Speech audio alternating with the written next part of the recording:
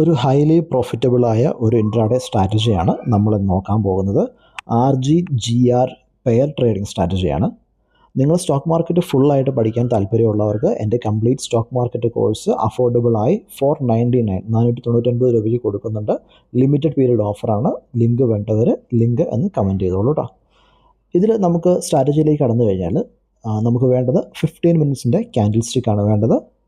അതിന് നിങ്ങൾ നോക്കേണ്ടത് ഒരു റെഡ് ക്യാൻഡിലും ഒരു ഗ്രീൻ ക്യാൻഡിലും നമ്മൾ സർക്കിളിൽ കാണിച്ചിരിക്കുന്ന പോലെ വന്നു കഴിഞ്ഞാൽ അതിൻ്റെ ഹൈയും ലോയും ആ രണ്ട് ക്യാൻഡിലിൻ്റെയും കൂടെ ഹൈയും ലോയും നിങ്ങൾ മാർക്ക് ചെയ്യുക.